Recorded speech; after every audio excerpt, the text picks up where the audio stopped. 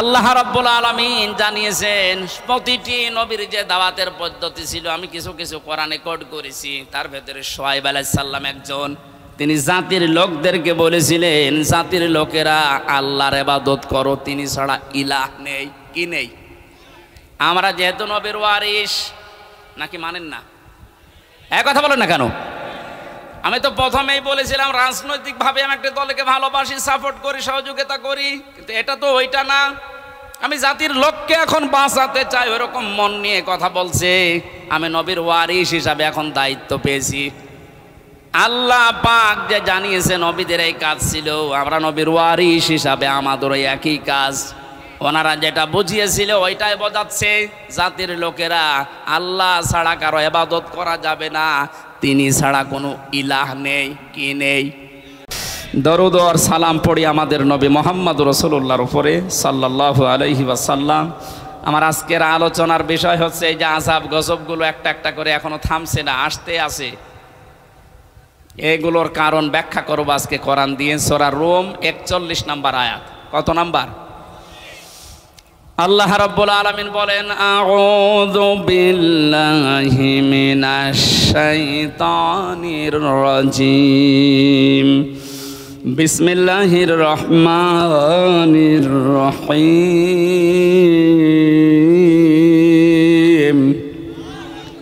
যহারাল ফাসাদু feel বাররি ওয়াল বাহরি বিমা কাসাবাত আইদিন নাস লিইউযীকাহুম বা'দাল্লাযী আমিলু লা'আল্লাহুম ইয়ারজিউন। সাদাকাল্লাহুল আযীম। আল্লাহ পাক বলেন, জলে স্থলে যে বিপদ আপদ মুসিবত, যে গজবগুলো দেখতে পাচ্ছ, সব কিন্তু তোমাদের হাতের কামাই করা বস্তু। আমি এগুলো দিতে চাই না। ওমা আসাবাকুম মিন মুসিবাতিন ফাবিমা কাসাবাত আইদিন নাস ইলা আখিরি আয়া। সূরা শুরার ভেতরে আল্লাহ জানিয়েছেন, যত অপরাধ করো, আমি যদি সব পাপের শাস্তি দুনিয়ায় দিতাম, শ্বাস করার সময়ও পেতে না। আমি আল্লাহ আমার দয়ার কারণে অধিকাংশগুলোই মাফ করে দেয়, আর কিছু শাস্তি তোমাদের পাপের জন্য একটু মজা চাকাই। কেন চাকাই জানো? লিইউযীকাহুম, এই শাস্তিগুলো তোমাদের উপরে আমি দিয়ে লাআল্লাহুম ইয়ারজিউন, আমি আশা করি তোমরা ফিরে আসবে।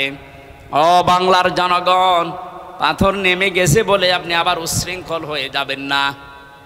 কারণ উচ্ছৃঙ্খল যারা, যে মানুষগুলো জালেম, যারা মানুষের অধিকার নষ্ট করে, ওই মানুষগুলোকে আল্লাহ পছন্দ করে না, করবেও না।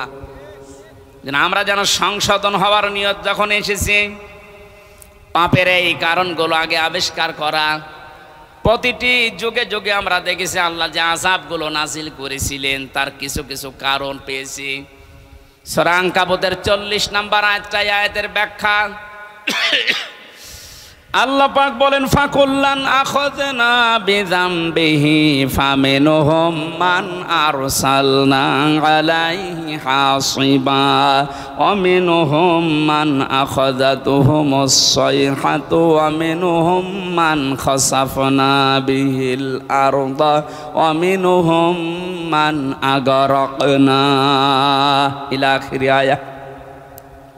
আমি প্রত্যেক যুগে পাপীদের পাপের কারণে আমি তাদেরকে, তাদের অপরাধের কারণে আমি পাকড়াও করেছিলাম। কাউকে আমি বৃষ্টির ভেতরে বৃষ্টি দিয়ে দুনিয়া থেকে বিদায় দিয়েছি, কাউকে পাথরের বৃষ্টি, কাউকে আমি আল্লাহ বন্যা দিয়ে দুনিয়া থেকে বিদায় দিয়েছি। এরকম 8-9টা শাস্তির কথা আয়াতের ব্যাখ্যায় আমরা পেয়েছি। এখন যেহেতু বন্যা চলছে, কি চলছে? যদিও আমার যতটুকু ধারণা বা বাস্তবতায় যা দেখছি, এর জন্য এককভাবে দায়ী আমাদের এই প্রতিবেশীরা। ওরা আমাদের যখন ডাকবে তখন দেয় না, যখন আমরা নিজেরাই ডুবে যাই তখন ছাড়ে। কি একটা আশ্চর্য প্রতিবেশী আল্লাহ আমাদেরকে দিয়েছেন। আর এই প্রতিবেশী নিয়ে অনেকে গর্ব করে। প্রতিবেশী যদি প্রতিবেশীর মতো না হয়, তাদের বিরুদ্ধে আল্লাহ পাক নিজে অভিযোগ দায়ের করবেন। সুতরাং আপনারা প্রতিবেশী হিসাবে যা করছেন, এটা প্রতিবেশীর কাজ না। আমরা তাফসিরে হাদিসে এমনও পেয়েছি প্রতিবেশীর মর্যাদা মূল্য এত বেশি, নবীজি বলতেন মাঝে মাঝে যে জিবরাইল যেভাবে প্রতিবেশীর কথা আমারে শোনায়, আমার তো মনে হচ্ছে যে আমার জমি জায়গা আবার প্রতিবেশীকে দিয়ে দেওয়া লাগে কিনা। এত হক এত অধিকারের কথা জিবরাইল এসে প্রতিবেশীর বিষয়ে নবীকে জানাতেন। আর আমরা কি কপাল নিয়ে আসলাম, প্রতিবেশী একটা পেয়েছি, কন্যা দিয়ে দিলাম, তারপরও বন্যা দিয়ে শেষ করে দিচ্ছে। এটা আর কি দেব?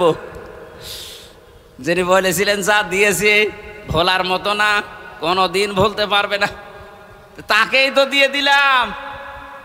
কন্যা দেওয়ার পরে যদি বন্যা খাওয়া লাগবে, জানতাম যে কন্যা জীবনও দিতাম না। হেলিকপ্টারের মালিককে বলে দিতাম যে ভাই ওইদিকে না, যে অন্যদিকে যান। প্রতিবেশী আপনারা কিন্তু টার্গেট হয়ে যাচ্ছেন আল্লাহর। তারপরেও যেহেতু প্রতিবেশী, আপনাদেরকে আহ্বান জানাচ্ছি, আপনাদের মানবিক যে দিকগুলো আছে একটু ফুটিয়ে তোলেন। কি অবস্থা এই 12-13টা জেলার, যে অবস্থা দেখতে পাচ্ছি সহ্য করার মতন। আমার যেহেতু অনুষ্ঠানগুলো বিভিন্ন প্রান্তে নেওয়া আছে, এই জন্য সবসময় আমি যেতেও পারছি না। অর্থনৈতিকভাবে যতটুকু আমার সামর্থ্য আছে আমি চালাচ্ছি কাজ। বাংলাদেশ জামাতে ইসলামী কুষ্টিয়া জেলা শাখার পক্ষ থেকে ওনারা খরচ করে যাচ্ছে। আমি আহ্বান জানিয়েছি আমার জেলার ভেতরে যারা আছেন, সঠিকভাবে যদি এই মানভাষী মানুষকে কিছু দিতে চান, অন্যের হাতে দিলে হয়তো 2 নাম্বারই হতে পারে, কিন্তু আমার যতটুকু বাস্তবে দেখা, এদের হাতে দেন, সঠিক জায়গায় পৌঁছিয়ে যাবে, যাচ্ছেও তাই। আপনারা যা করলেন এই মানুষগুলোকে, এদের আর দেখার মতো শোনার মতো এদের দুঃখ, এরা এখন কিন্তু মজলুম। আর আমরা জানি ইত্তাকি দাওয়াতাল মাজলুম ফাইন্নাহা লাইসা বাইনাহু ওয়া বাইনাল্লাহি হিজাব। আল্লাহ পাক বলেন পৃথিবীর মানুষেরা আর যাই করো না কেন, মজলুমের বরদোয়া থেকে নিজেকে বাঁচিয়ে রাখবা। খুব ভয়ঙ্কর বিষয়টা। মজলুম সে যে কেউ হতে পারে, ও যদি সত্যিই মন থেকে এই জুলুমের কারণে কিছু বলে, আল্লাহ কিন্তু সত্যি সত্যি ওটার ফেরত দেয় না, সঙ্গে সঙ্গে কবুল করে নেয়। এর বাস্তব উদাহরণ হয় যে ছোট হুজুরটা রফিকুল ইসলাম মাদানি, এ ছেলেটা আমার সাথে ছিল প্রথম 2 মাস। আমারে বলছিল, হামজা ভাই আমারে প্রথম ধরার পরে রিমান্ডে যেদিন আমার রাত 12:30টার সময় হাতির ঝিলে নিয়ে গেছে, পুরা উলঙ্গ করেছে, আমার শরীরে এক টুকরা কাপড় রাখতে দেয়নি, রাস্তা 2 দিক থেকে ব্লক করে আমার পুরা শরীরটা উলঙ্গ করে একটা সিগারেট আমার হাতের ভেতরে ধরিয়ে দিয়েছে। একটা অর্ধ উলঙ্গ মেয়ে লোক কোথা থেকে যেন নিয়ে আসলো, আমার পাশে দাঁড় করিয়ে ছবি তুলতেছে। আর একে অন্যকে বলছে এটা আজকে ছড়িয়ে দেওয়া লাগবে, তাহলে দেশের মানুষ বুঝবে যে হুজুরের অবস্থা কি। উনি বলছে, আমি একজনকে জিজ্ঞাসা করলাম এক এসআইকে যে আপনারা দেশ মতো এগুলো করছে, তারে তুমি একটু দেখো। আল্লাহ ঠিক দেখেছে। ছোট হুজুরকে যা করেছিল আল্লাহ দুনিয়ায় থাকতে ওরে দেখিয়েছে 3 ইঞ্চি, রাস্তায় বের হতে পারে না। মহিলারা পর্যন্ত নাকি এখন জিকির করছে 3 ইঞ্চি 3 ইঞ্চি। কি কোথায় নামিয়েছে আল্লাহ দেখলেন। এই জন্য রেকর্ড হচ্ছে, এই জন্য যারা প্রতিবেশী আছেন খুব সতর্ক থাকেন। মাজলুমের দোয়া কিন্তু আল্লাহ ফেরত দেবে না। আপনি যদি বলে কয়েও দিতেন যে এই 8 ঘন্টা 10 ঘন্টা পরে আমি পানি ছাড়বো, তাও তো আমি একটু গুছিয়ে নিতে পারতাম। রাতের বেলা ঘুমিয়ে আসে আর পানি দিয়ে আপনি ভাসিয়ে দিলেন। কত মানুষ এই ভেসেই মরে গেছে। আমার ভাইরা, এই যে বন্যা জলোচ্ছ্বাস এগুলো আসার পেছনে যে কারণগুলো পেয়েছি আমরা, কোন জাতির ভেতরে যদি মুনাফিকি বেড়ে যায়, উপরে ফিটফাট ভেতরে সদরঘাট, আর এই চরিত্রের মানুষ আমার জানা মতে বাংলাদেশে বেশি। এই 15 বছরে কত আলেম পর্যন্ত মুনাফিক হয়ে গেছে। আল্লাহ এমনিতে এই বিপদগুলো দেয় না। মিনহুম মান আখাযাতুহু সাইহা, কারো উপরে আল্লাহ পাথরের বৃষ্টি নাজিল করে। তাফসিরের ভেতরে পড়েছি আয়াতের ব্যাখ্যা করতে গিয়ে হযরত শুআয়ব আলাইহিস সালামের ঘটনাটা ফি জিলালিল কোরআনে আছে। ওয়া ইলা মাদিয়ানা খাহুম শুআয়বা ক্বালা ইয়া কওমি ইবুদুল্লাহা মা লাকুম মিন ইলাহিন গায়রু ইলা আখিরি আয়াত। আল্লাহ পাক বলেন মাদাইন শহরে হযরতে শুআয়বকে তার ভাইদের কাছে আমি পাঠিয়েছিলাম। তিনি মাদাইনে, হযরতে শুআয়ব মিশরের মাদাইন আইকা এই এলাকায় বাস করতেন। ডাক দিয়ে বললেন, আমার জাতির লোকেরা, তোমরা আল্লাহর ইবাদত করো, তিনি ছাড়া ইলাহ এটা আর কেউ নেই। ইলা মানে ইলা শব্দের চারটা প্রধান অর্থ আমি এই আয়াতের তাফসিরে পেয়েছি। এক নয়, ভালো করে শোনেন। এই জন্যই তাফসির মাহফিলে আসতে হয়। আলেমগুলো খেলা করার জন্য এখানে বসে নেই, ওনারা জানে না। এই গুরুত্বপূর্ণ কাজ বাদ দিয়ে ওনার মতো মানুষেরা যদি মোস্তফা আমিন বসে থাকতে পারে, আপনি কি হয়েছেন বলেন তো? ইলা শব্দের যে ব্যাখ্যা দিচ্ছে এবার নিজের জীবনের সাথে মিলাবেন। আল্লাহ রাব্বুল আলামিন জানিয়েছেন প্রতিটি নবীর যে দাওয়াতের পদ্ধতি ছিল, আমি কিছু কিছু কোরআনে কোট করেছি, তার ভেতরে শুআয়ব আলাইহিস সালাম একজন। তিনি জাতির লোকদেরকে বলেছিলেন, জাতির লোকেরা আল্লাহর ইবাদত করো, তিনি ছাড়া ইলাহ নেই। কি নেই? আমরা যেহেতু নবীর ওয়ারিস, নাকি মানেন না? এক কথা বলেন না কেন? আমি তো প্রথমেই বলেছিলাম রাজনৈতিকভাবে আমি একটা দলকে ভালোবাসি, সাপোর্ট করি, সহযোগিতা করি, কিন্তু এটা তো ওইটা না।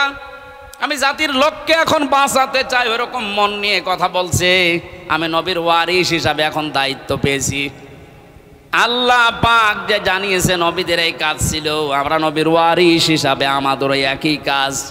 ওনারা যেটা বুঝিয়েছিল ওইটাই বোঝাচ্ছে, জাতির লোকেরা আল্লাহ ছাড়া কারো ইবাদত করা যাবে না, তিনি ছাড়া কোনো ইলাহ নেই। কি নেই? আরো জোরে বলেন। ইলাহ শব্দের ব্যাখ্যা বললাম কয়টা? চারটা। বলেন বলেন। এক নম্বরে ইলাহ মানে আল্লাহ পাক বাদ দিয়ে আইন তৈরি করার ক্ষমতা কারণে, এই জন্য আল্লাহ ইলাহ। আল্লাহ কি? এটা যতদিন পর্যন্ত আপনি না মানবেন আমি দাওয়াত দিতেই থাকবো আপনাকে, কারণ আপনি এখনো পর্যন্ত ক্লিয়ার না। আইন তৈরি করার দায়িত্ব দুনিয়ার কারো হাতে আল্লাহ ছেড়ে দেয়নি, এটা আল্লাহর হাতে। কারো হাতে ছেড়ে দিলে সে নিজের দলীয় কায়দায়, নিজের ব্যক্তিগত কায়দায়, নিজের স্বার্থে, দলীয় স্বার্থে ওইটা বানাইতো। কথা বলেন না কেন? আল্লাহকে ওই রকম এই কথা বলেন। আল্লাহ রাব্বুল আলামিন যেন সবার জন্য উপকার হয় এমন আইন তৈরি করেন, এই জন্য আইনের বিষয়টা আল্লাহ কাউকে ছেড়ে দেয়নি। রব্বুল আলামিন বলেন, হে নবী, মানুষেরা হয়তো আপনাকে মাঝে মাঝে জিজ্ঞাসা করতে পারে, ইয়াকুলুনা হাল্লানা মিনাল আমরি মিন শাইইন কুল ইন্নাল আমরা কুল্লাহু লিল্লাহ। সূরা আলে ইমরানের 154 নম্বর আয়াতের মাঝের অংশে আছে, 4 নম্বর পারার 9 নম্বর পৃষ্ঠার 3 নম্বর লাইনে। এরপরে আপনি ফতোয়াবাজি করেন, দেখে নেন কা যান।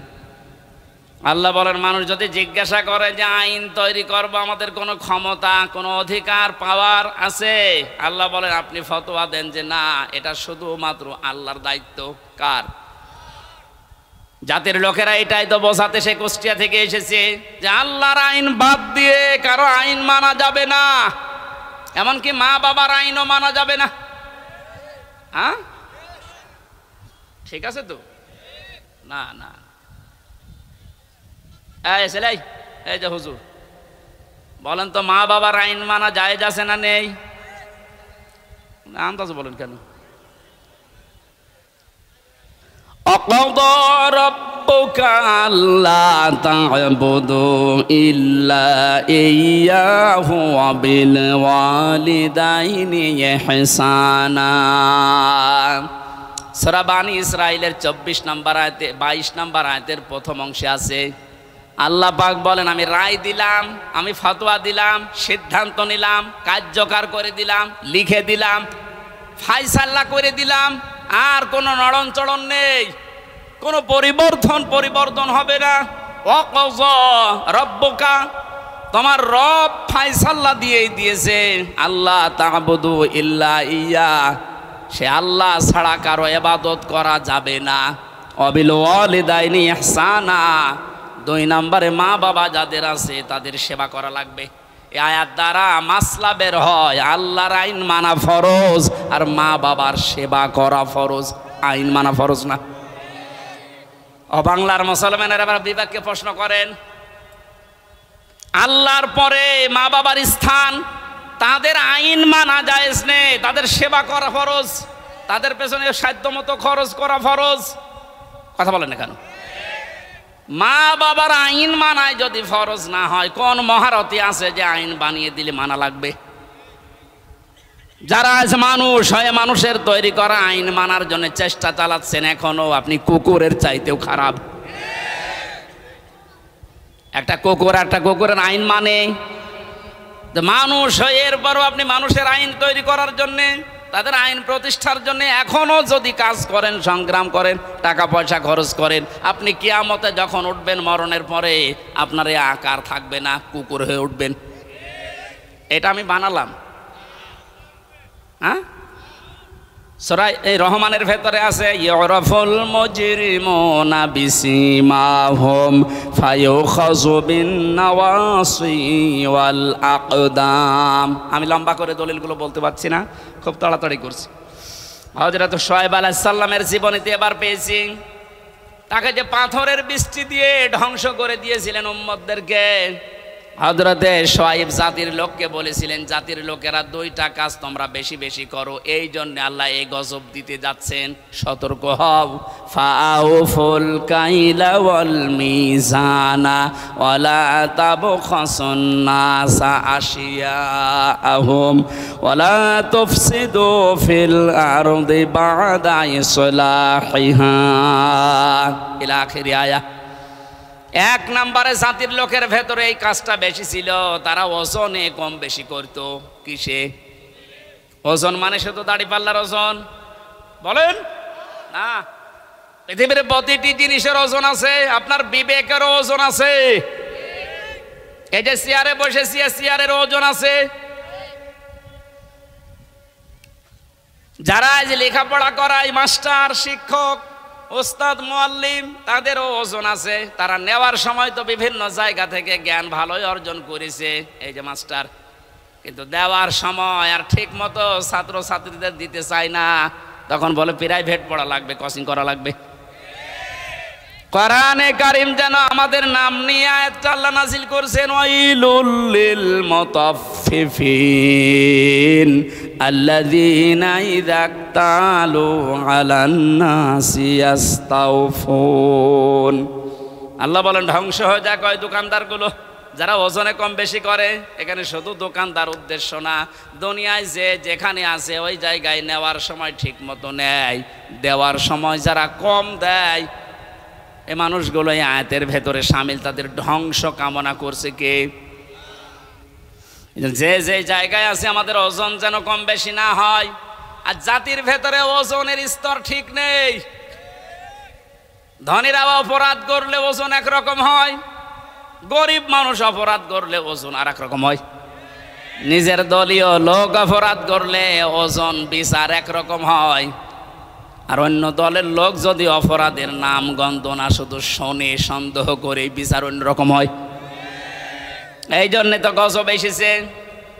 2 নম্বরে আল্লাহ বলেন, দুনিয়া শান্ত হয়ে যাওয়ার পরে কেউ যেন বিশৃঙ্খলা করার চেষ্টা করো না, যেটা এখন দিন দিন বাড়ছে। এই জন্য আমরা সাবধান হব। এই 2টা কাজ যদি সমাজে, দেশে জারি হয়ে থাকে, আপনি শুধু না, আমিও বাঁচতে পারবো না। এই জন্য আমাদের সতর্ক হওয়া লাগবে। আল্লাহর গজব নাজিল হওয়ার জন্য যে শাস্তিগুলোর কথা, যে কাজগুলোর কথা, আল্লাহ আমাদের এই কাজ থেকেই বিরত থাকার তৌফিক যেন দান করেন। আপনি কার জন্য ওজনে উল্টা পাল্টা করে বিবেককে বিসর্জন দিয়ে, বাম হাতের ইনকাম দিয়ে উল্টা পাল্টা করে টাকা পয়সা আপনি ইনকাম করে রেখে যাচ্ছেন? কার জন্য বলেন? যার জন্য রেখে যাচ্ছেন আপনি একটু ওই জালেমগুলোর দিকে তাকাতে পারেন না? যারাই করেছিল, এই যে নাম দেখেন না, এক একটা ভিসি বানাতে 50 লাখ টাকা নিয়েছে, একটা কলেজের মাদ্রাসার অধ্যক্ষ বানাতে 20 লাখ টাকা নিয়েছে শুধু মন্ত্রী, বাকিগুলো তো আরো আছে। এই মহিলা ধরা পড়ার পরে কত লাথি গোতা কিল ঘষি আর গাইল তো আছেই। কি করলো সে? না 8-10 বছর 15 বছর একটু শান্তি পেয়েছে, মন মতো কাজ করেছে, এখন সারাটা জীবন মানুষের ঘৃণা বরদোয়া আর অপমান নিয়ে বেশি থাকা লাগবে। যে যেখানে আসি ওজনটা ঠিক করেন নাই তো কিন্তু শাস্তি আল্লাহ দিতে 10 বছরও লাগবে না, 10 সেকেন্ডই যথেষ্ট। 8টা শাস্তির কথা আমরা তাফসীর থেকে লিখেছি।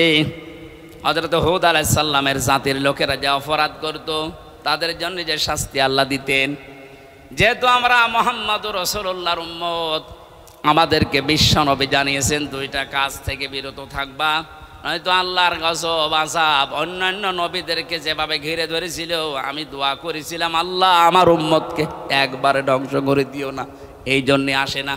কিন্তু যদি এগুলো ব্যাপক হারে আরম্ভ হয়, আল্লাহর গজব নাজিল হতে কিন্তু বেশি সময় লাগবে না। আমাদের হাতের কামাইগুলো আমরা বন্ধ করব, বিশেষ করে ওজনটা। আর সব জায়গায় ওজনে কম বেশি করা হচ্ছে। আমরা চেয়ারে বসে ওজনওয়ালা কথা বলতে পারি না, আর 15 বছর তো পারি নাই। এখান থেকে একবার হুজুর এদিকে বলেন না ওদিকে বলেন না, ঠিক করেন। তো কি ঠিক করব? ঠিক করতে করতে তো আমরা চলে গেছি গর্তের ভেতরে। কেন্দ্রীয় মসজিদের ইমাম যিনি বাইতুল মোকাররম, তাকান তার দিকে। এই লোকটা পর্যন্ত যদি দালাল হয়ে যায় তো এদেশে আর কার দিকে ভরসা করবেন? অপমান করে আল্লাহ বিদায় দিয়েছেন। যত রকমের ক্ষতি হয়েছে বাংলাদেশে ইসলামের এবং মুসলমানদের, বিশেষ করে ইসলামপন্থী উদার যারা, তাদের সবচেয়ে বেশি আমার মনে হয় ক্ষতি হয়েছে এই দালালপন্থী আলেমগুলোর কারণে। কারণ নেক্সট সূরাতে ধোঁকা দিত এরা মানুষকে, আর আমাদেরকে মাঝে মাঝে জেলখানার ভেতরে ফতোয়া পাঠাতো। এত বেশি বোঝার দরকার কি? দেশে হুজুর আর নেই, হুজুর আছে ওইভাবে চেপে রাখার অভ্যাস আমার নেই। যা পড়েছি যা বুঝেছি ওটা কোরআনে যে ফোর্সে আল্লাহ দিয়েছে ওটা বলতেই থাকবো মরণ পর্যন্ত। আল্লাহ এমন কোন গণা, এই ওজনটা আমরা যেন প্রত্যেকে ঠিক করি, কোনো জায়গায় যেন বিশৃঙ্খলা না হয়, চেপে ধরবেন।